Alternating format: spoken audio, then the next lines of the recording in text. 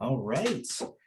Welcome, everyone. Thank you all so much for joining us for this, the first of our summer workshop series for our student organizations. We are going to be having these weekly throughout the summer, all the way through the beginning of August. So keep an eye out for information on future sessions, and thank you for joining us. So as a start to things, today's session is going to talk about working with your advisor, tips, practices, and just things you should know. To introduce myself, I am Chris Watts, and I'm one of the coordinators with our student orgs and leadership team. If you do have questions while we're chatting, things you'd like to clarify or us to dive deeper into, please feel free to share those in the chat. But otherwise, thank you again, and let's get started. So for today, we're going to go through a few things in particular, including a review of the requirements for who can serve as your advisor, what exactly we kind of define the role of the advisor as, and then what are the best practices for working with your advisor. And with that idea in mind, diving right into it, we identify an organization advisor either as a primary advisor or a secondary advisor. And there are certain requirements, as I'm sure some of you have seen, for each of those roles. As a primary advisor, we ask that the individual who's serving in that role either be a faculty member with at least 2 years of experience at ASU. Typically, these are lecturers, professors, sometimes deans will step into this role. You can also work with ASU staff members if they have spent at least 3 years in a student-facing role, working with students on a regular basis.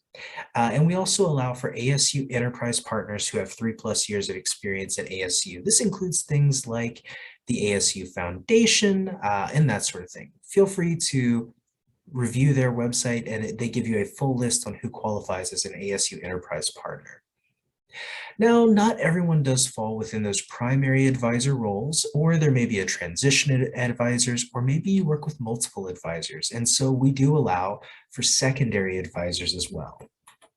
Some of the requirements for folks who may not meet the primary advisor role, but could qualify for a secondary advisor role includes faculty members who have less than 2 years of experience, a particular title that will qualify someone as a secondary advisor, but not a primary advisor, would include the title of instructor. Anybody who is a graduate student, and in particular, if they serve as, say, a graduate teaching assistant or a graduate research assistant, those individuals do qualify for that secondary role. And then if they are a staff member with less than 3 years of experience within that support role, those are kind of folks who qualify as a secondary advisor. Now, what exactly is it we are asking advisors to do? Really, we break it down into 3 areas. When we talk about advisors and their role, we tell them that they serve as a consultant. They are often asked to consult with your organization on projects and events.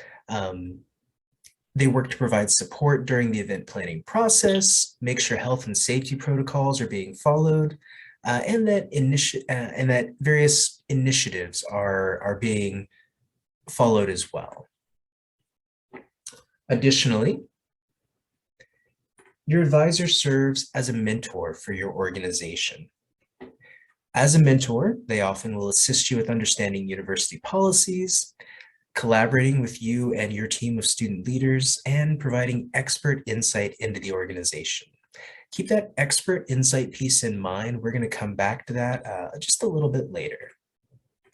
And then finally, within your organization, your advisor serves to support you. They support you, the organization, and your members. They can help you set achievable goals, encourage collaboration, and provide campus resources.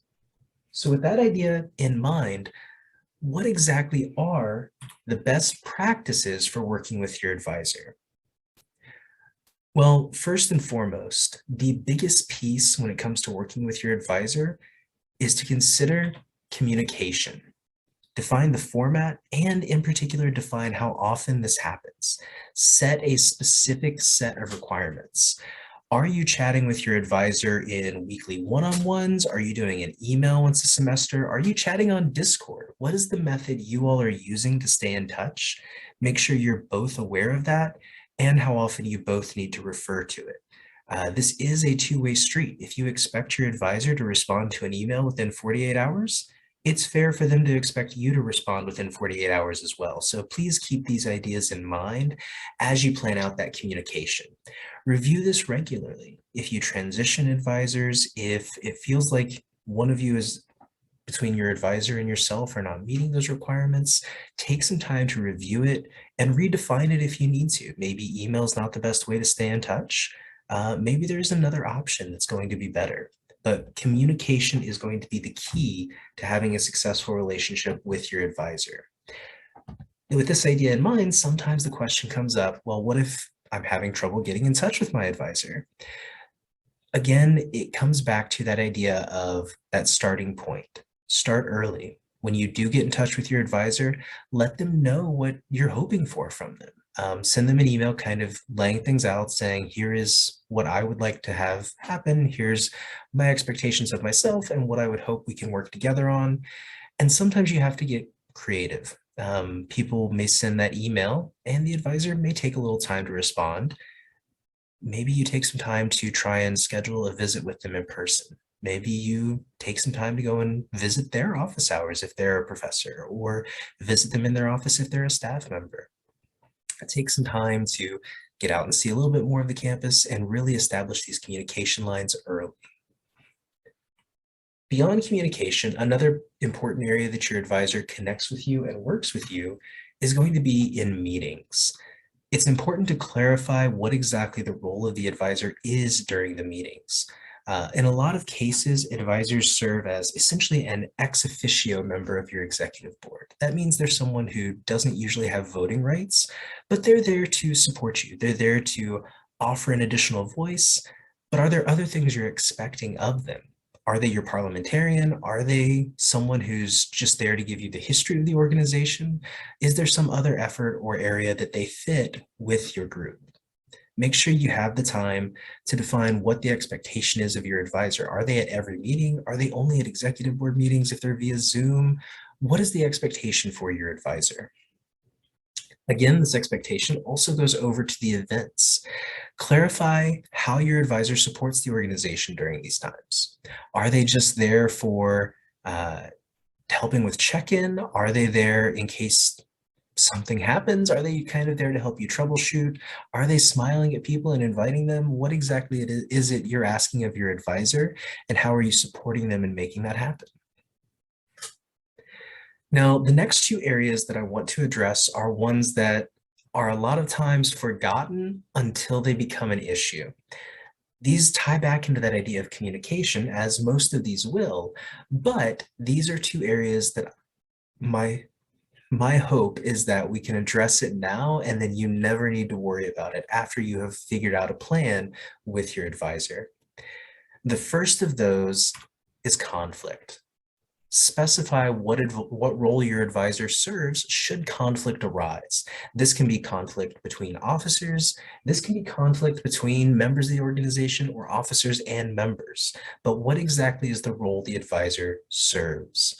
Are they someone who has a decision in the process? Are they just collecting information? Are they a mediator?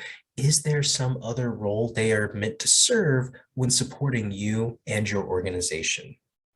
And then the final area for best practices, things to address with your advisor early and often, is transitions. Delineate how your advisor supports the organization. Are they someone who trains each of your new officers? Do they just manage who has access to Sun Devil Sync? Are they someone who holds on to the transition notebooks for your officers? What exactly is their role in helping this happen? Do they schedule a transition meeting, or is that up to you as the current officer? What is the role for your advisor? So realistically, when it comes to working with your advisor, best practices start with communication. And to start with communication, you have to set expectations. If you can, we strongly recommend meeting with your advisor, Zoom or in person, to set those requirements early.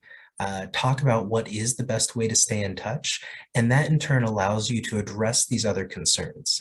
Have a plan in place. Maybe your advisor already has some of these things in mind, and you just need to make sure the two of you are on the same page. And all of this comes back, you'll remember earlier I mentioned the idea of your advisor's expertise. Please keep this in mind. As the advisor of an organization, your advisor might be the expert in the room of the organization and even the interest of the organization. In a lot of cases, the advisor has been with the organization longer than the student leaders may have been a student. So this gives them some helpful context and insight into where the organization stands historically on campus. Additionally, perhaps your advisor has professional or academic contacts and organizations that they can work to connect you with to help you identify goals, reach ideas, address topics that you may not have been able to consider addressing before. And then keep in mind to work with your advisor about how they can support you in skill building for yourself and your other student leaders. These are individuals who have had experience in a variety of fields, a great deal of professional experience in one area or another, and work with them to bring that experience into the organization itself. It allows you, coming back to this idea of best practices, it allows you to get more buy-in, as it were, from your advisor, a chance to share something they may be passionate and excited about, and therefore get other people passionate and excited about it as well.